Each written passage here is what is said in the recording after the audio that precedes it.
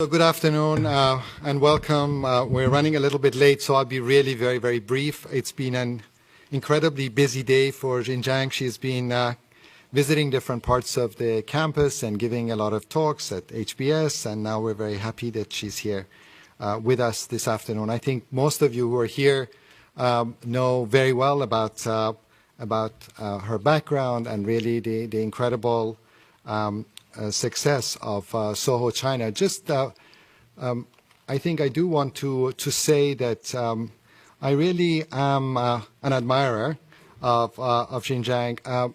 You know, it's very difficult for a design school to really see too many people involved in real estate development who have such a strong commitment to design.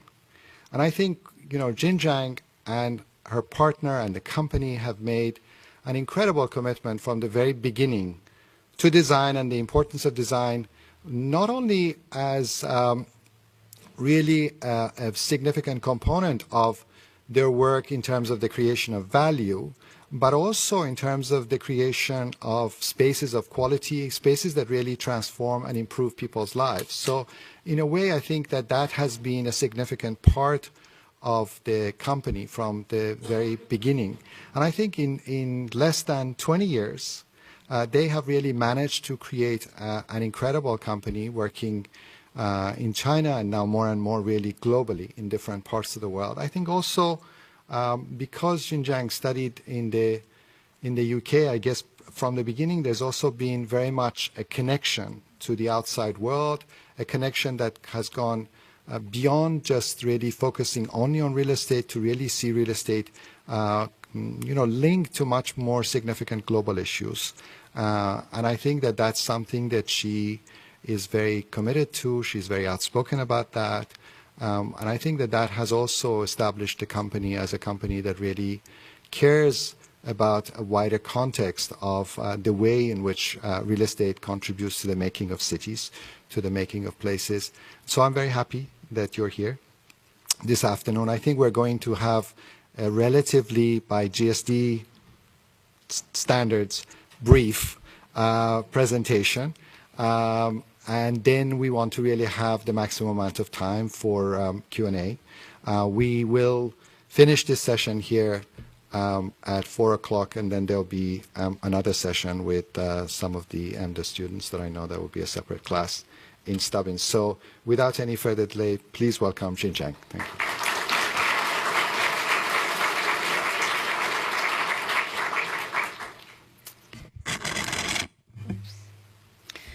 Well, thank you. Thank you, everyone, for coming to this. Did we get this stuff up?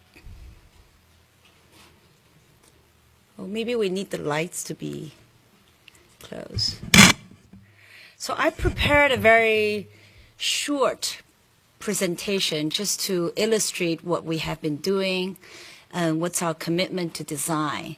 But I think more importantly is to have the dialogue. So I'll do very quickly the presentation, then more important is to answer your questions. Now, this is my husband and my partner. We founded this company 18 years ago, at the time when it's just the beginning of China's market economy.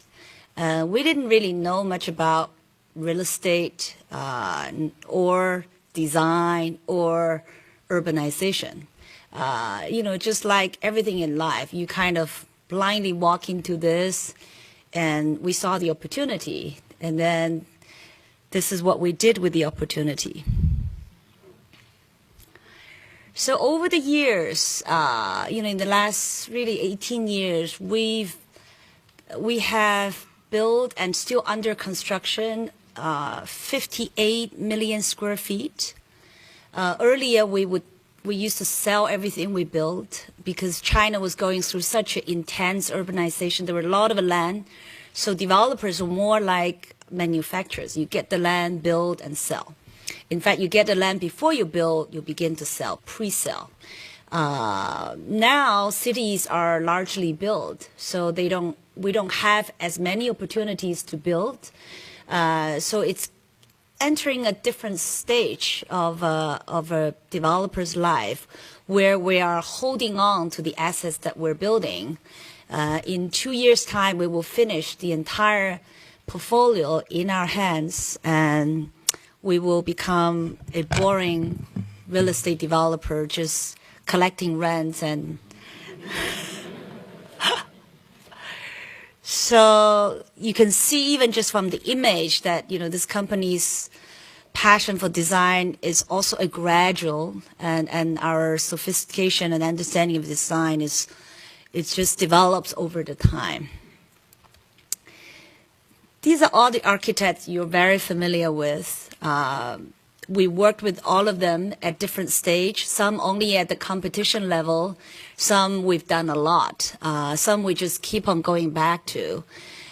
So that's, these are, I know that many of them actually do come here to teach. I got an email from Ben, UN Studio, and he said he has a class here, right? Now, you would ask, how did I begin this journey? And, why as a developer you want to get into design? A lot of people ask, actually doing a good design costs more money, doesn't necessarily give you the return. Then why do you want to do this? And how did you get into this? You are not trained as an architect. I was not trained as an artist. Why? What was the link? Everything began in this mountain. This is back to 1997. I was told that in this small village outside of Beijing, about 2 hours drive, I had an opportunity to build a house. So I went there. It cost nothing to buy the land. I was very excited to be able to build. Then I was thinking, what would be a dream house to build? Immediately came to my mind was the Suzhou courtyard, the old garden courtyard in Suzhou, which is the southern China. So I flew down to Suzhou, visited the courtyards, took a lot of photos, went back to Beijing, found the local architect and say, I want to build exactly the same building, a courtyard, just like this. So he managed to produce the drawings, the renderings, and I was very proud. I was about to build my dream house. I took the drawings and the renderings to the village. Somebody told me that there's actually an artist who's kind of like a self-imposed planner for the city, for the village. You need to show this to him, and kind of like you need to get his blessing. So then I went to see this guy. He has built a house which is really like, I thought this is not a house for human. It's more of a house for a monkey. It was like a something hanging on the rock. And I thought, wow, what a weird place to be, huh? Then he said, he took a look at what I showed him. He said, this is garbage. I'm so, ashamed of you that you've been given a chance to build a house. This is all you can do is to copy. And I was quite annoyed. I thought, who the hell are you to tell me that this is my own house? I would do whatever I want to do. And but he gave me a big lecture.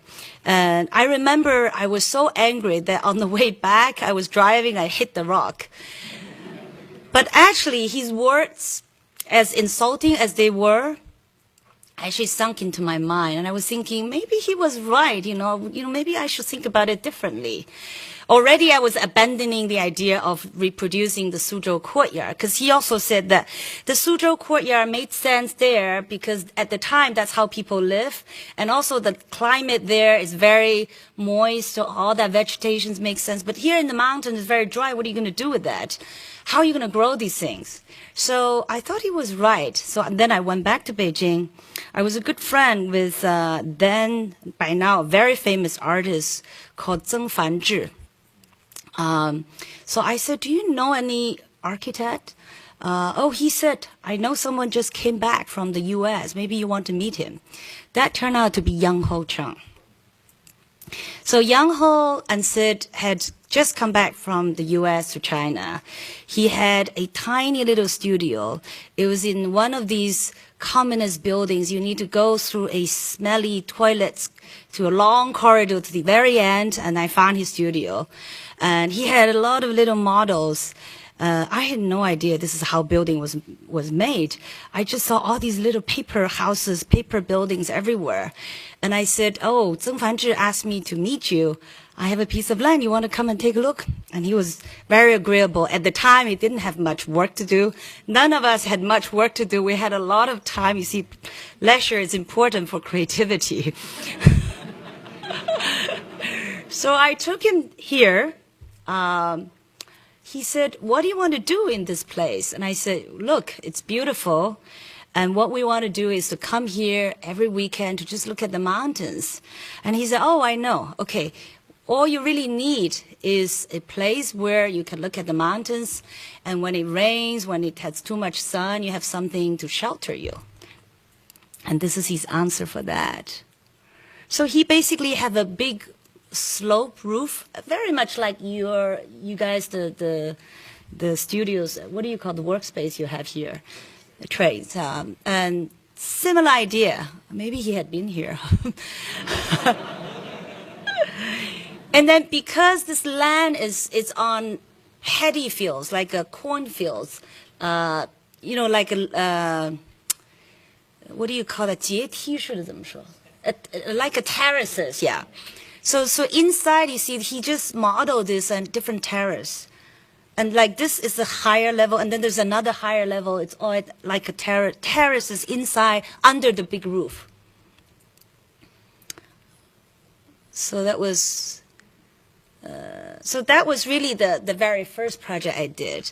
And I think that experience was so instrumental for me to fall in love with design and architecture, and I just wanted to do more after that.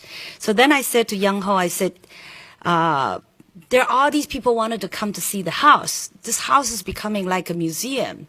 And I don't want these people to come anymore because I need to live in the house. And so how about if we build it like a project with 100 houses like that? And then we can invite 100 architects, each come in to do something very imaginative. Nobody had any idea how to do that. So I throw this idea to Young Ho. Young Ho said, oh, that's a good idea. But I don't think 100 architects simultaneously doing 100 houses is a good idea. Nor can you find 100 good ones.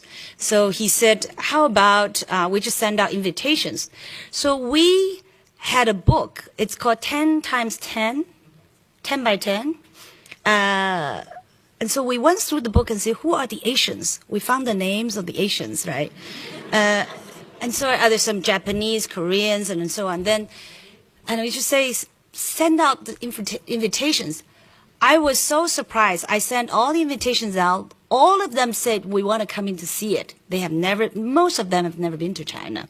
So Shigeru Ben, Kengo Kuma, those are all their first time to China. And they flew to Beijing immediately to this valley.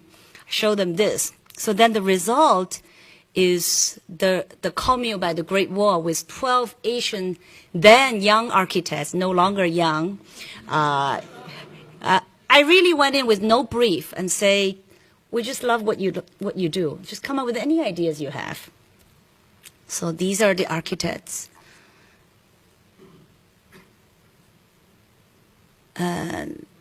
This is a Korean architect, Mr. Song, who very strongly influenced by Louis Kahn. This is Shigeru Ben. You remember Shigeru Ben used to do these paper structure? This is a bamboo structure, laminated bamboo structure. All the houses all have the view of the Great Wall. This is another one. This one is called the suitcases. So what I did is he had, you need to open the lid to see what's underneath. You open the lid and there's a bedroom. You open the lid, there's a bathroom. You open the lid, there's a kitchen. Then if you close it, you cover it, it's just one empty space. So it was quite fun. But then I very quickly realized that you actually don't need to open the lid every day. What a hassle to do that, right? So, and then in 2002, we took the project to Venice Biennale. At the time, the curator had, well, the previous curator for the Venice Biennale had art curator, not architecture, who's a Swiss gentleman. And he came to China, and somebody took him to here. And he asked me, what can I do for you? Because he was very excited to see this, right? And at the time, it was not quite done yet. Well, I said, all I want to do is for the world to know what we're doing. So he said, you must go to the Venice Biennale. I never heard about Venice Biennale. And I said, how do I get there? And he said, well, I'll send a letter and maybe they will see your work. So then he sent a letter to Dayan Sujik. And so Dayan was then that year's director. So he said, yeah, bring your project. We'll exhibit there. So I remember we showed these projects. And then he called me up. One day I was wondering, actually I was on the boat on the canal. He called me up and said, are you sitting tight? I said, yes. And he said, I want you to know that we're about to give you an award. And I said, really? I'm not an architect. He said, well, we're going to give you a special award for the patronage of architecture. So that was the day.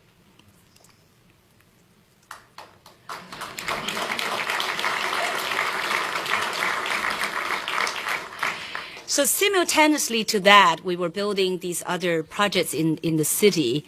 This one was designed by Riken Yamamoto.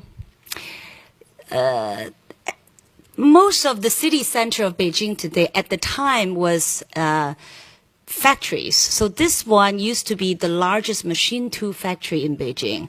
And because when the city government decided to go through intense urbanization, the area that's easiest for relocation are these factories because they don't involve too many people relocating. So then they went to this industrial area. And so this one happened to be the one that took up most of the land, being the largest factory there. That was the day we did the demolition. You cannot do this now. This is like, I don't know what would happen today, but you know, those days were not so regulated. And so the result is these wonderful, different size of the buildings and very, very transparent. You know, again, you know, this is something to do with China at the time, still is the case that I know that this kind of building you cannot build in Europe, for instance. They would have like, what's the percentage of the glass you can use for a building as a what? None of those. Well, actually, we do have that in Shanghai now, right? Right now, at the time, there was nothing. So you can build these really transparent, very modern buildings, and everything we use local material. This was the day when we finished and launched. Half of the people there were construction workers who helped us to build the building.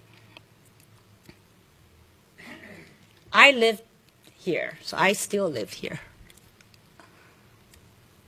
And this is another one. Actually, this is where our office is, designed by Mr. Song from South Korea.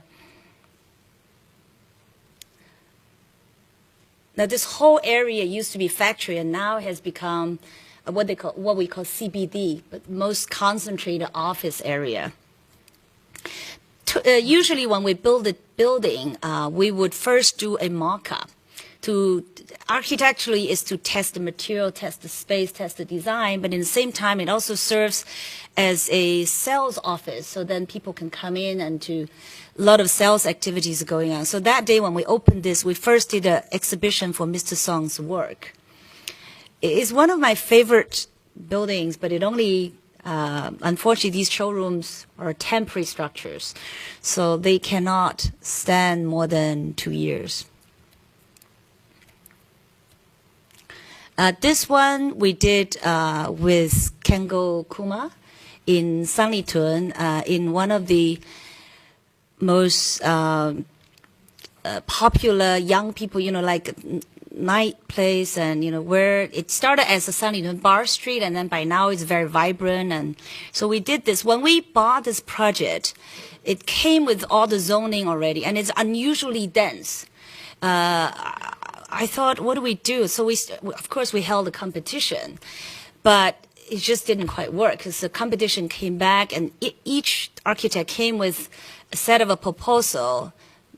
Nothing I thought would work. So what do? We went back to each of them. We chose a few ones that we think has a better potential, and then we went back to them and say, can you do this? Can you do that? Still didn't work. So I then put it aside. I started working with someone else, developing the concept. And with that more developed concept, we went back to Kengo Kuma, and then he started thinking more. So the design process is not just simply holding a competition. And what if the competition doesn't generate the result that you think it's desirable? So you have to do more than that. And this is a project typically went through a lot of rounds of competition, but in the end it came to this that we're all very happy with. So Kengo Kuma's idea is to have a fabric that covers everything. From the top down, down to the flooring level, it's all one fabric. We now work with him a lot since this project. We have a project with him in Shanghai. We've just invited him to do another competition. We bought the land in Beijing recently. This is interior. I find Japanese architects are just, it's in their nature to be so minimum. It's effortless for them to be minimum. And they can just use a very simple material, very simple language, and that simple repetitive would come out with something extremely elegant. And that's what Kengo Kuma did. Now, I had met Zaha Hadid back in, I forgot, many years before this. So at the time, she was difficult, I was difficult. So we couldn't quite get to the point of working together. I remember I had a big fight with her in Venice, actually. That day we all went to this Venice Biennale. Anyway, that project actually didn't get built. And years later, I had an opportunity to build right in the middle of the Beijing city. And I thought about Zaha again. I thought, of all the great architects of our time, who hasn't been building in China? If our mission is to really bring the variety of languages to China, to be part of this urbanization, and who else is not here yet? And I realized, Zaha is the only person who hasn't built that much. So I call her up and say, I know we had all these bad history, bad taste in the mouth, but perhaps we can look at it, clean and new. And she told me, we've also changed. We've become much bigger. We're professional now. We have a lot more, hundreds of people. I've always been admiring her courage. And the way it did not surprise me that she became so successful. So the result is we invited her to do this. This is a picture actually taken by my husband, who loves taking photos. Jerry takes also really good photo. Jerry, who sits here. You'll see a lot of photos taken by him. Now, from the outside, this is from the main road. You see this is not so, it's dynamic, but, you don't really get a sense of inside what it is like. But actually, when you walk in, I love this photo because this is what Jerry took, is a comparison between, the contrast between the old and the new. See, this is how dynamic it is when you walk in. Because she's done this, connecting all the different space, and therefore, you see how interesting it is. This building this was a challenge because we were thinking, how do we build this? When we first saw the design, right? Can we really build it? We first, because to be honest, at the time, Zaha has not completed that many big things. I knew these small things, you can always get it built because you have a lot of time and you can experiment this and that. But a big project like this, we're not given the luxury to make a lot of mistakes. We have to get it right. So then how do we do this? We went down to Guangzhou Opera House. That was luckily the one thing got built before this. And Jerry and I, we went down 3 times. We really studied everything there. We went through all of the things, a list of why, what are the things that didn't work and why it didn't work. And then we came to understand, the major problem was the choice of material. You have to choose a material that is produced in China in a massive scale, cannot be too small. Then if it's a material too experimental, then they really should be for experimental buildings. But for a project of this scale, this is 3.5 million square feet. So the material has to be able to handle by big manufacturers, because only them knows how to deliver with a good timing, quality, and efficiency. And also only when the material that is widely used in China, then we're able to have a few vendors to compete, and then we can get the cost right. Otherwise, you have one vendor, how do you negotiate the price? So those are the important things. And then we went back to Zaha and say, the material that you have proposed, we don't think it'll work in China. You should consider using aluminum. And they were not convinced, because they said, this aluminum would not be able to achieve this fluidity, and it has to be GRG, FRP, or steel. And then I said, well, I don't know how to get them. Anyway, so typically what we did is we would do a mock-up of all the materials. We get all the aluminums vendors, and we also we invited the guy who does steel. Guess what? This steel vendor, I think, was coming from Holland, right? Didn't even make it to our site. The day that we're supposed to go and judge all the all the mock-ups, where was the steel? There was nothing, because he didn't get it cleared custom. He couldn't get it steel. I thought it was just demonstrated to us how it cannot work if it's not produced in a way that it can handle the scale. So the result is that we went to aluminum, and I think they were quite clever. They came to a design that basically modulated the aluminum. The only area that needs a bit of a challenging work is what you're seeing. Is all these double curved area. This is the only area. But when it is so small area, we can really focus, manage it. But if it is, the whole thing is like this, then it will be a mess. So I always feel like a project of this scale needs to embody the character of a large scale. So what does design mean for large scale buildings? You should not be using very experimental materials for a large building like this. No large buildings are doing this kind of experimental design in terms of volume and scale, in terms of space. So just do that. That alone is an experiment. And so pick the areas that you want to be experimental and areas that you don't want to be. It's important. So we work a lot with the architects in finding that balance. Now, if we just simply leave it to the architects to do it, I watch all of Zaha's buildings, right? The ones that does really well, typically there's some very mature person involved. If it's just left to someone who has never built, it's no good. Usually the quality is bad, and the quality is bad because all these things have not been thought through. And that's the interior.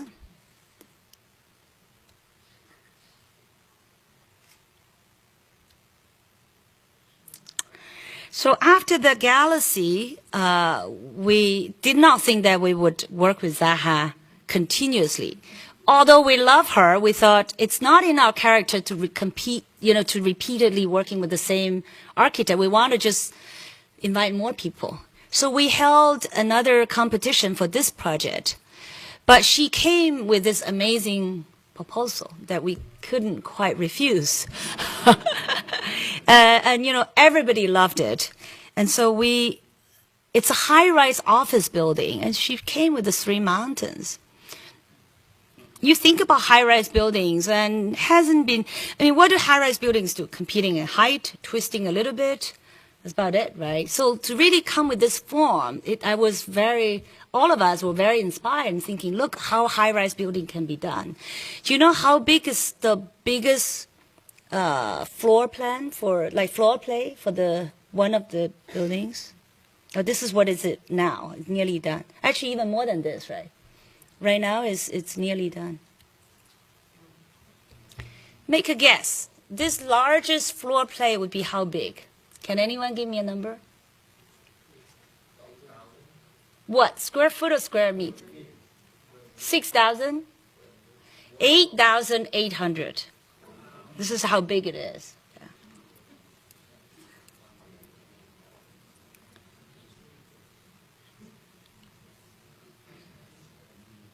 I think this is the one that with distance, you really feel the monumentality. But as you get closer, I couldn't quite, not like Galaxy, you go in, there's like a lot of little space everywhere. But this is the one that it needs a bit of a distance. Maybe just like all the mountains, right? It needs a bit of distance too. Yeah, this was the showroom at the time. Remember, we always do this to test the material, test the design. For the Chinese students who have watched the movie 中国合伙人, it was shot here. A lot of it was shot here. Remember that school and then where they had a lot of fights? It was all in this room.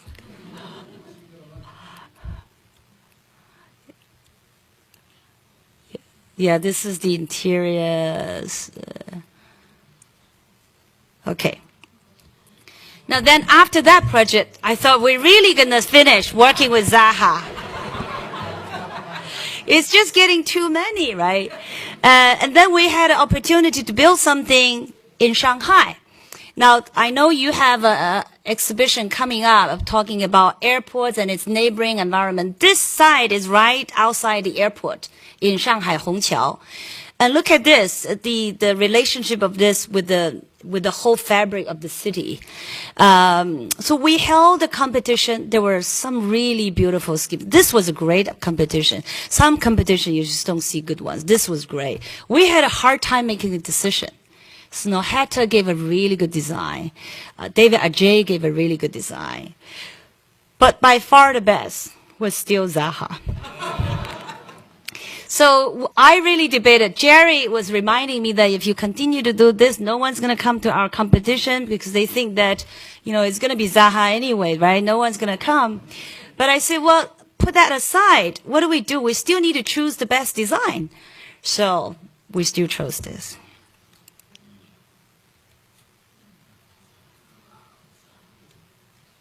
It's office. Actually, it's not so, this is the site.